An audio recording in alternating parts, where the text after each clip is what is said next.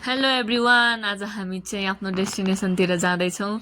म चाहिँ पुरा प्रोफेसनल चाहिँ माइक लाएर बोलिरहेको, लास्टमा त त्यो माइकको त्यो चार्जै नरहेछ, अनि त साउन्डै आएन, अनि त्यही भएर अहिले त्यसरी भोइस ओभर गर्न परेछ। ल हाम्रो अर्को टोली भेट भयो है।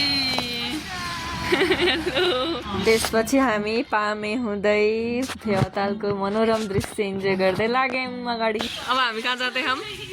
अब हामी यहाँबाट टुरिस्ट रोडबाट हिँड्यौँ होइन। हजुर, हामी टुरिस्ट रोडबाट हिँड्यौँ। अब कहाँ पुग्यौँ भनेर चाहिँ पुगेपछि मात्रै खबर। पछि लास्ट नै चिसो भएको थियो क्या, जति उता उता गयो झन् चिसो चिसो चिसो बढ्दै थियो कि कस्तो भएर मान्छे झर्नै पर्छ। म त भ्यू हेर्नु मन लाग्यो। ल यस्तो दामी भ्यू देखिरह है, म त्यस्तै हिँडिरहु। यता पछाडि आउँदैछन्, कस्तो दामी भ्यू देखेको के। तर यहाँबाट आँखाले हेर्दा चाहिँ कस्तो दामी देखियो कि, क्यामेरामा राम्रै आएन।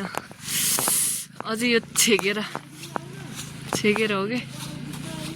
या हेर्नु गाइस, हेलो एभ्रिवान, कस्तो दामी भ्यू देखिरह होइन कि यो त आइरह भनिदिनु नि त।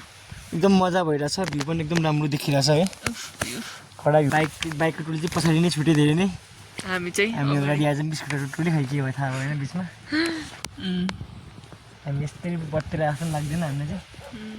हाम्रो एउटा एक्सप्लोर नै छ त्यही पनि। यहीँ आए जस्तो भयो, हिमालय आए जस्तो भएको। चिसो नै चिसो, बुढाबुढी रोमान्टिक मोडमा यही छौँ हामी। टाइम आइपुग्यो। Panchase resort finally. 110 हो कि फाइनल्ली कस्तो भयो राइड? डर लागिसक्यो उदयलाई चलाउन कस्तो भयो? ल हजुरलाई डर लागिसकेको थियो मलाई। स्कुटर र बाइकमा स्कुटरले बोला बोला लिएर आयो।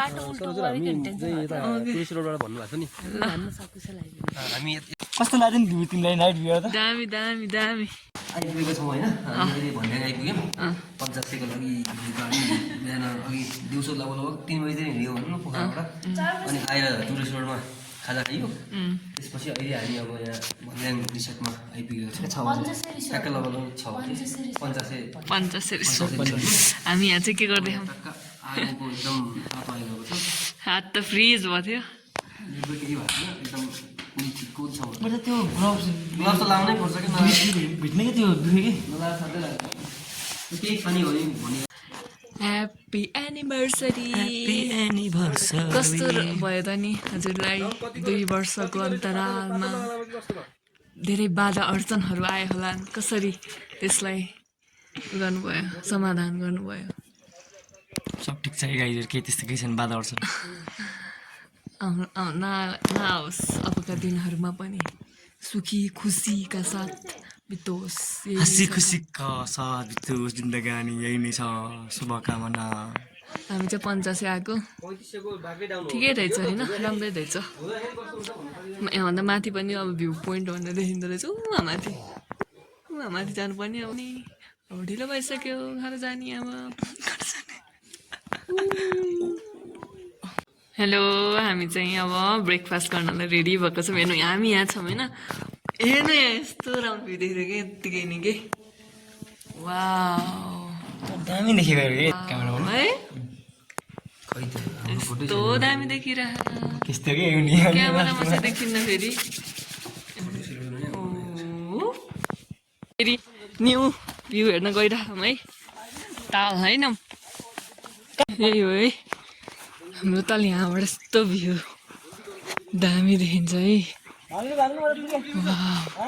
यस्तो रिफ्लेक्सन देखिरह है त्यहाँ पानीमा पनि, हिमालको रिफ्लेक्सन दामी देखिरहेको थियो। भ्यू इन्जोय गऱ्यौँ। हामी अब फर्किँदैछौँ है 50बाट, अब ब्याक टु पोखरा। यस्तो हिँड्दा नि यस्तो दामी भ्यू देखिरह गाइस। त्यसपछि हामी चाहिँ पोखरा पुग्यौँ अनि लेक साइड हुँदै घर फर्क्यौँ। Bye bye, thanks for watching.